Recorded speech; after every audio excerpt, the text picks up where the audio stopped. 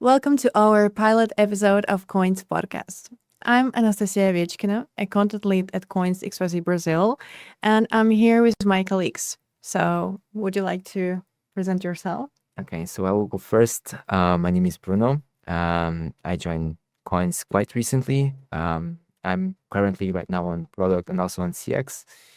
And this is our first trial, right? Yeah. Of a podcast. We tried not to have a script. Our tables are completely clean. And let's just enjoy a conversation. I think he also has a lot of interesting topics that he can share, many visions that are not very contemporary, or I think they are more like a vision of the future more than the present. So I think he will share many interesting things. And yeah, let's try. Sure. Okay, so now I go. Mhm. Now, what am I sharing? Yeah. Yeah. About you, how do you feel? I'm feeling okay today. That's great news. I remember back in the time when we worked on Binance, uh, I heard a few times CZ saying a few things about RWAs, but they were mostly like hard to trade. And, I think the difference in Brazil partially is going to come from, this regulatory certainty where you have RWAs being able to be tokenized. And I think, how you say, real estate RWAs are going to be the first wave, of investments where we'll see RWAs that have liquidity. What do you think? One question when you speak about RWAs, I think it's the first topic we can talk about this.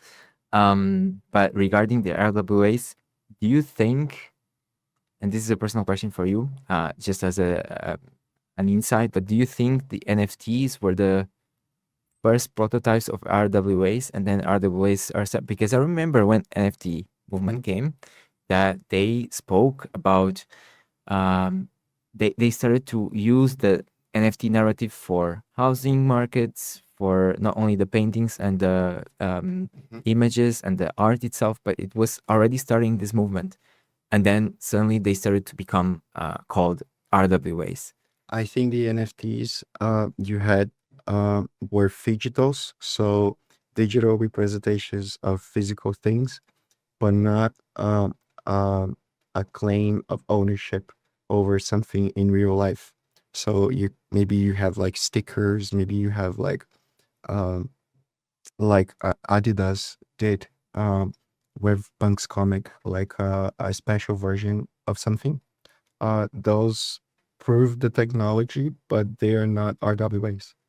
In the sense that RWAs could bring fractional investing, so allowing someone who otherwise wouldn't be able to invest in a real estate in New York to be able to get this type of exposure um, through RWAs. That's how I see RWAs, whereas NFTs were more technology stage, and digitals mostly you had a lot of loyalty programs, special clubs, Communities. communities, that kind of stuff.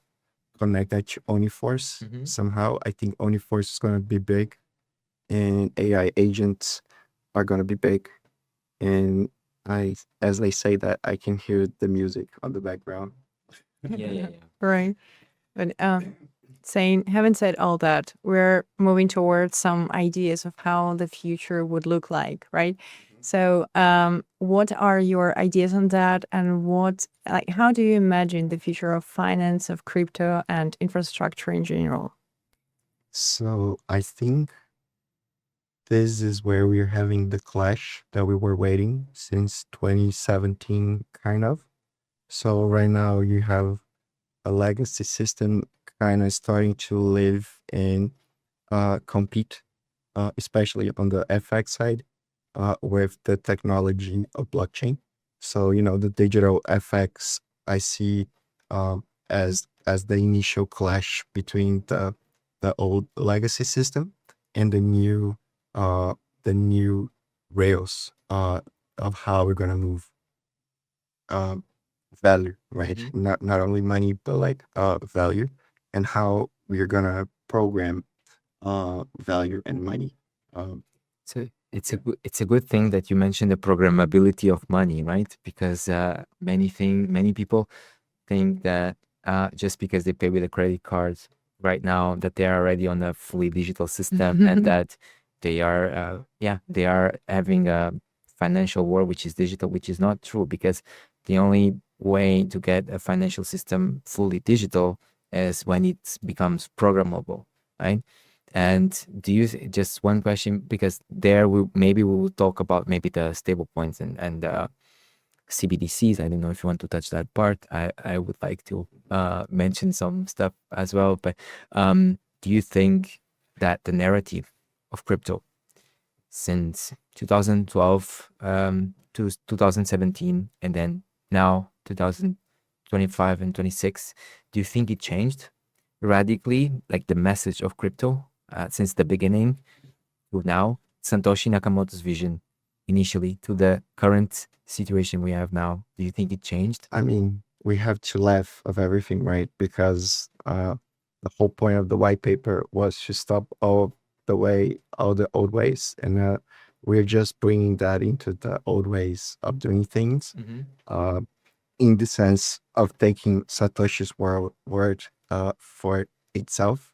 I mean, he never actually showed up. So, um, we how are we gonna stand behind something if he himself didn't do it right? So we take the best of the technology and fit that into the world, I suppose, in a way that brings uh, that makes economic sense. Like, for instance, when you send money from the US to Brazil or anywhere, uh, I don't know, 20% used to be how much was lost. I don't know, today, 3, 4, 5, 6%. But that's all value that is lost. If you run that through better intermediaries like ourselves, you get out of the old legacy system in a way to move money cross border, right? So our goal is mostly on moving money cross border for our clients in a way that is smooth, fast, and personal. Um, and that's different, I suppose, than not being able to tell your client in which correspondent bank the funds are.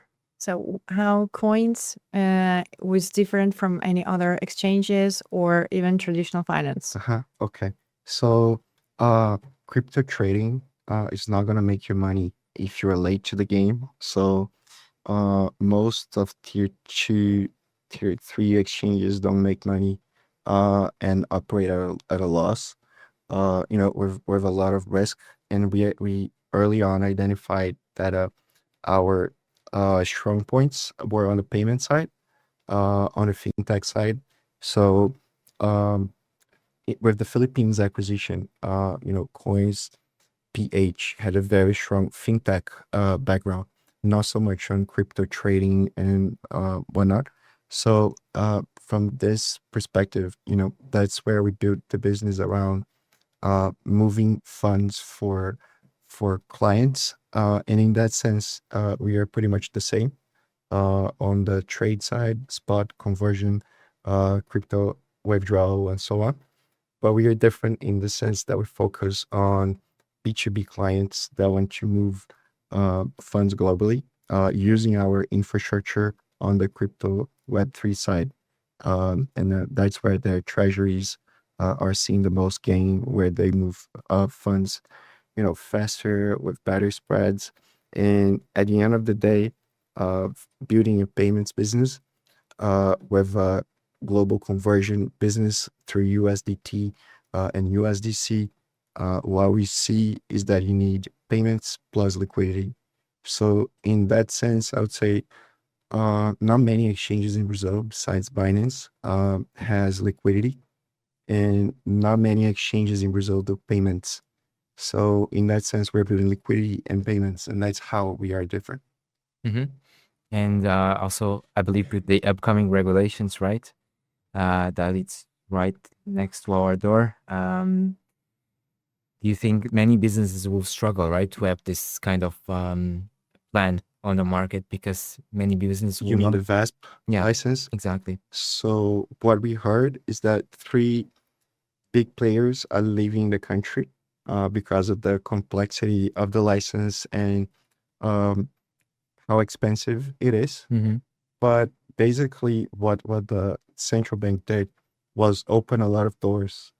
So if you want to open those doors, in that sense, I would say the regulation is very welcoming because you can build your business the way you will. The bad thing is that you need to drop a lot of cash to do all those dreams. The market is going to consolidate. So instead of having a lot of players randomly organized with liquidity fragmented, I understand with the license you have less players, and those players probably going to communicate better among themselves. So, like in the event of a hack or something, there is better coordination, which is not in place today among most digital asset exchanges participants in Brazil. Yeah. Um, and international players, like not only locally, like when funds move, they move globally now. Uh, and in that sense, sometimes it's hard to absorb how deep the law and the regulatory backdrop is, because when you look at the law in Brazil, I believe over anything over 50K is supposed to go to the exchange, and you're not supposed to control your funds in your wallet. So in that sense, we're still as crypto natives people accommodating, but that's just part of it. And even though it looks like a small step uh, towards crypto, but that step is in Brazil, and you don't see those small steps in many other places. So I suppose that's positive overall. Got it.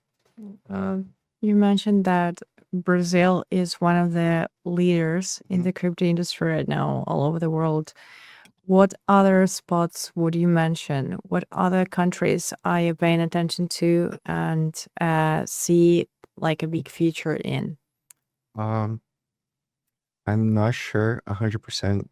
I can say that and how that's gonna work, but revalidate. But Hong Kong is the main bet for coins.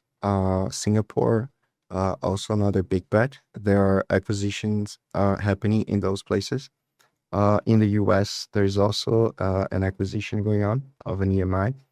We need to check all of that. And in parallel, we're applying, to Dubai, Vara license, Pakistan, and a few other places we have to check because I'm not involved those applications. But in Latin America, that's where we try to focus. And that's huge. It's a huge Argentina, I market. would say like the second next for us. Mexico third. Or yeah. Yeah.